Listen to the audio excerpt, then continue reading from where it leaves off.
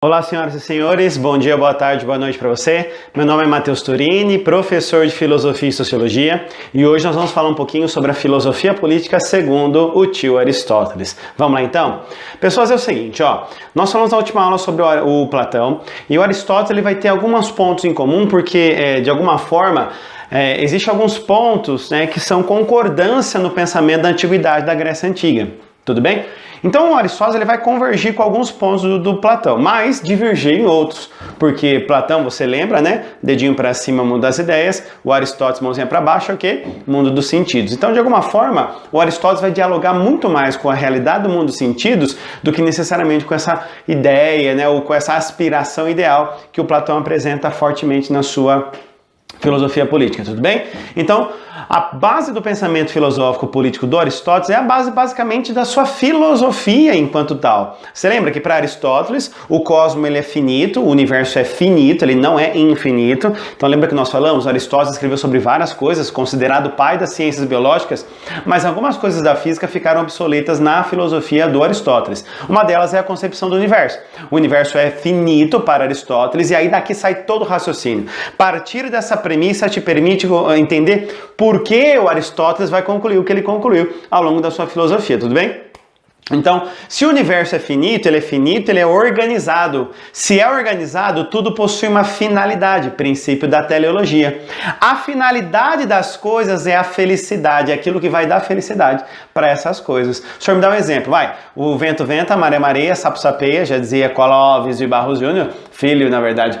E se eu nasci para determinada situação, então eu só posso ser feliz fazendo aquilo que eu nasci para fazer. O olho que precisa de um aparato técnico para poder enxergar, é um olho infeliz para Aristóteles. Mas como é que a gente devolve a felicidade? Fazendo com que ele cumpra com o seu objetivo de vida, que é o quê? É enxergar. Então o olho nasceu para enxergar, intestino nasceu para peristaltar, dedinho nasceu para fazer dedinho. Então é isso aí, gente. Então não faz sentido você pensar que alguém poderia ser feliz fora daquilo que ela nasceu para fazer. É uma concepção muito clara, muito biologicista também, do tio Aristóteles. E aqui que está a grande indagação. Qual é a fundamentação, ou qual é a finalidade do ser humano? Conhecer.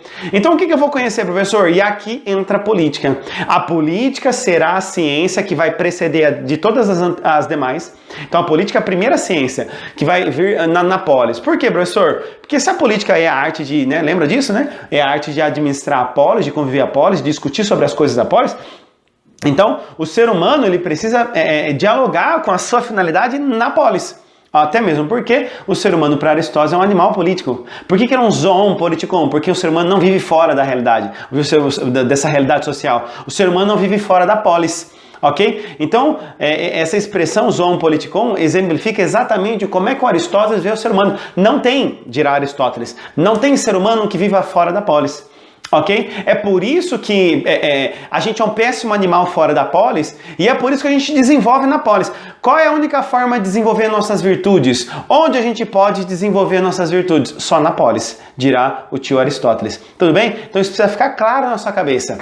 Por isso que a gente volta para cá e aí fica claro entender qual que é o papel da política para Aristóteles. O papel da política para Aristóteles é que um corpo de anciãos, assistam o filme Doador de Memória, salvo engano. O corpo de anciãos é esse corpo que vai numa certa idade da vida jovem das pessoas, lá na adolescência, vida de inseto, uma coisa... Bom, enfim, tem outras animações que fazem isso também. As crianças, os adolescentes, os jovens chegam lá com 18 anos e aí escolhem as profissões dele. É mais ou menos isso que a política é. A política é a arte de administrar a polis, inclusive fazendo com que as pessoas estudem o que tiverem que estudar, trabalhem onde tiver que trabalhar. É em nome sempre da polis. Ok? Por isso que a polis lítica, a política, é a primeira ciência, porque ela vem antes de todas para poder organizar a polis. Ok? Antes de ser médico, antes de estudar arquitetura, antes de estudar enfermagem, a gente precisa estruturar a polis. Daqui saem as decisões, as intencionalidades. E por que ele está fazendo isso, professor? Por que a política faria isso, professor? Porque é essa política que vai delimitar a felicidade das pessoas. Se eu conseguir delimitar o que é que você vai fazer, pensaria Aristóteles, então nós delimitaremos a sua felicidade. Te ajudar a encontrar o seu papel nesse universo é te ajudar a ser feliz. dirá Aristóteles. Tudo bem até aqui? Sussa? Por isso que não dá para ser feliz na floresta, porque a gente nasceu para viver na polis. E é por isso que é na polis que se desenvolvem as virtudes. Ok? A gente pega aí nossa história. A gente tem a origem no nosso núcleo familiar, depois a gente cresce para uma aldeia, depois a gente cresce virando a cidade-estado, a polis. Ok? Então cabe à política e a nós garantir o bem viver da polis. Garantir o supra bem. E o que é o supra bem, professor? Sempre o bem coletivo. Professor, eu acho que eu não entendi. O Aristóteles vai falar que o que eu tenho que fazer é o corpo político que vai. Ah, mas eu gostaria de ser médico. Queridão, não é assim. Se não tiver polis, você não pode ser nada. Então, primeiro vem a garantia da existência da polis. Primeiro vem a garantia do bem comum. Primeiro vem a garantia da sustentabilidade política. E aí vem o senhor. Por isso que a noção de amor no Aristóteles é uma noção diferente de Platão. A gente se satisfaz com aquilo que tem. A gente se satisfaz com aquilo que é. O amor no Aristóteles é isso. Amor é filias no Aristóteles. Ou seja, satisfação por aquilo que se tem. E não aquela coisa platônica de eu desejo aquilo que eu não tenho. Ok? Então a gente vai viver desenvolvendo as virtudes aqui. Tudo bem? E como é que eu desenvolvo as virtudes, professor? Na prática. Na prática que se desenvolve as virtudes. Por isso a importância de você ser participante da polis. Não só da polis, mas tem que ser participante. Por quê? Porque é praticando na justiça que se torna justo. É praticando a bondade que se torna bom. É praticando a paciência que se torna paciente. Ok? Então é na polis que o ser humano vai desenvolver isso. Mas aí que tá, o ato justo ou ato injusto depende da voluntariedade do indivíduo. É evolutiva a filosofia política do Aristóteles. Por quê? Porque eu olho pela sua vontade. E olhando a vossa vontade, a voluntariedade, as pessoas elas agem de maneira ruim ou não, se elas tiverem a vontade, se elas forem evolutivas. Ok? Senhor, eu não queria errar e errei, então não houve ignorância. Ou não houve erro em você, houve uma ignorância.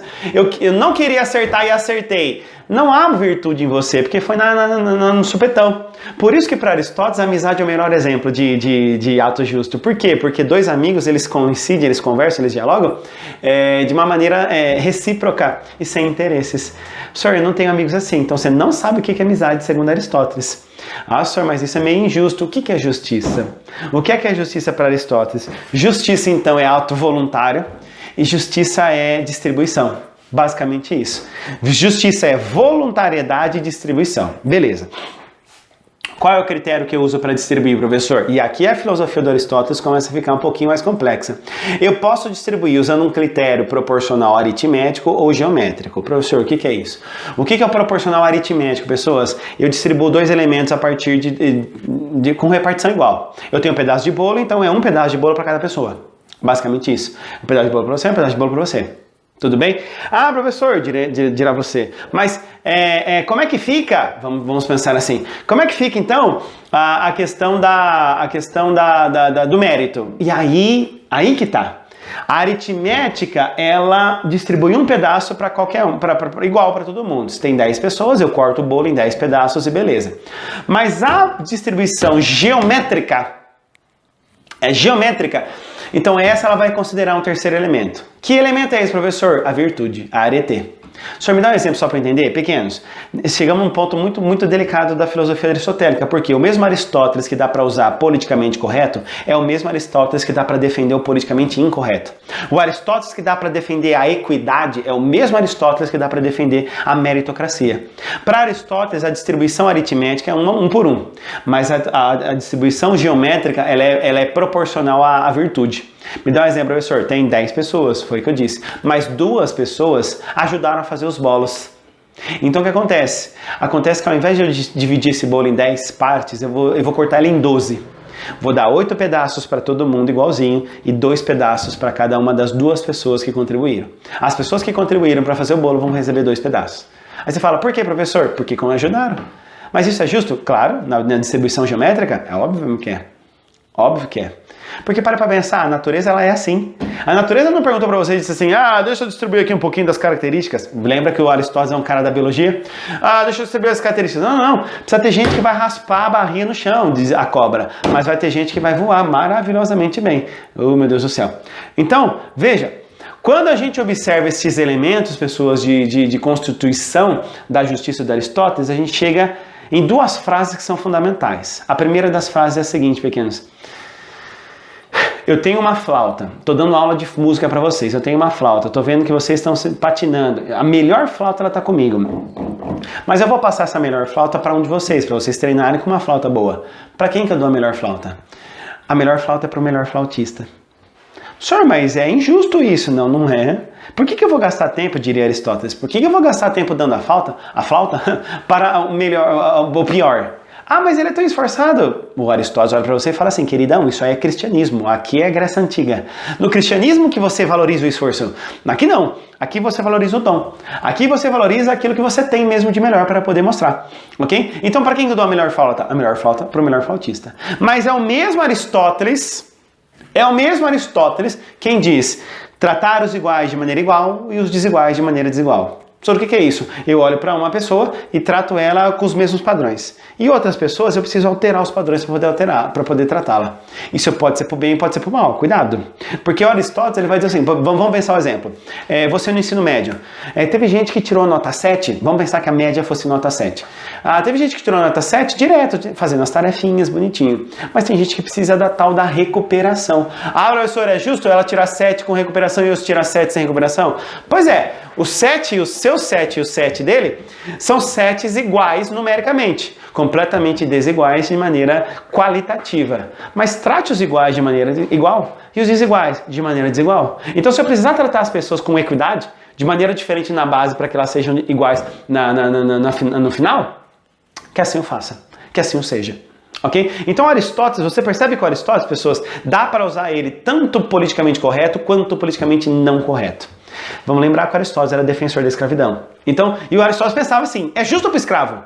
Já pensou colocar o escravo que nasceu para ser escravo numa posição de chefia? Você vai destruir ele, porque ele não nasceu para isso e vai ficar todo ansioso e vice-versa. Como que eu posso colocar alguém que nasceu para liderar num posto subalterno? Não faz sentido. É matar essa pessoa, a finalidade dela. Tudo bem, pessoas? Então Aristóteles ele traz esse conceito de justiça. E aí a gente vai discutir as formas de governo para Aristóteles. Democracia, aristocracia e monarquia. Ok? Só o que é a democracia? Democracia, pessoas, é quando todo o povo governa. A aristocracia, um grupo, monarquia, uma pessoa só. Qual que é melhor, professor? Pois é. Pequenos, tem pontos bons e pontos negativos em cada uma delas. Qual que é o ponto bom da democracia? Igualdade, né? A gente junta a qualidade de todo mundo. Mas qual que é o ponto ruim? Ignorância. A massa é ignorante, né? A população é ignorante, a gente também vai ter que lidar com essas ignorâncias. A aristocracia. Tem ignorância da massa? Não. É um grupo seleto. Maravilha. Mas eles podem se formar e fazer uma panelinha. É um problema. Monarquia. Tem ignorância da massa da democracia? Não. Tem a formação da panelinha da aristocracia? Também não. É um só, então um capacitado. Esse é o ponto positivo. Mas ele pode abusar do poder. Ponto negativo. Qual que é a melhor dessa? Quantos modos de governo a gente tem aqui? 6, professor? Exato, não são 3, são 6. Por quê? Porque quando uma pessoa governa bem, a gente chama de monarquia. E quando uma pessoa governa mal, a gente chama de tirania. Aristóteles chamou. Quando o grupo governa bem, a gente chama de aristocracia. Mas quando governa mal, a gente chama de oligarquia. Aí, cuidado, pegadinha. No escrito original do Aristóteles, quando todo o povo governa bem, a gente chama de politeia ou república. Mas quando todo o povo governa mal, a gente chama de democracia. Só por quê? Porque Aristóteles está fazendo uma crítica ao modelo democrático ateniense.